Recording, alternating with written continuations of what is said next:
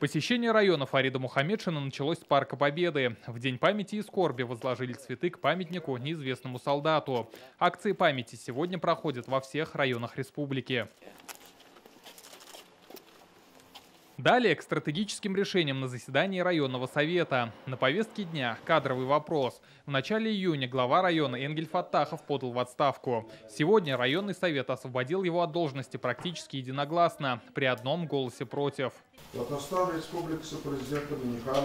Хотел бы поблагодарить Энгеля Наваповича за проделанную работу от имени президента республики и Госсовета Татарстана, а также пожелать успехов в дальнейшем профессиональном пути. Сделано много, но жизнь продолжается. Накопленный авторитет и опыт Энгеля Наваповича, несомненно, будут полезны и востребованы для республики и в будущем.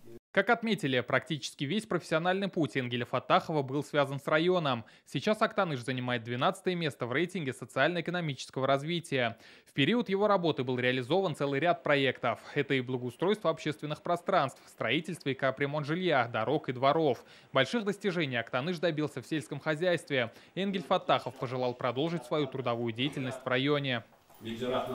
Спасибо всем, кто был со мной все это время. В дальнейшем хочу продолжить деятельность в родном районе. Здоровье пока позволяет, буду работать. Не пропускаю ни одну районную спартакиаду. Хочу и дальше бок о бок трудиться с таким замечательным коллективом. Энгеля Фаттахова сменил Ленар Зарипов, уроженец Актанышского района с богатым опытом в управленческой работе. Он прошел все ступени трудового пути, от электромонтера до директора филиала сетевой компании набережно-челнинских электрических сетей. Депутаты поддержали кандидатуру Ленара Зарипова единогласно.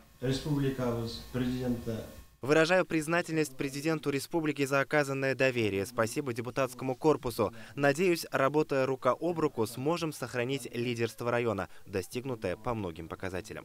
Приятно, что поддержали кандидатуру, представленную президентом республики Татарстан Рустамом Нургалиевичем Миннихановым, Зарипова. Выразили уверенность, что и достигнутые успехи в этом районе будут приумножены. Пока Ленар Зарипов исполняет обязанности руководителя исполкома. Теперь перед ним большие задачи. Как отметил глава парламента, одна из них – развивать экономику села, а также сохранить обычаи и традиции народа. Рамиль Галиуллин, ТНВ, Актаныш.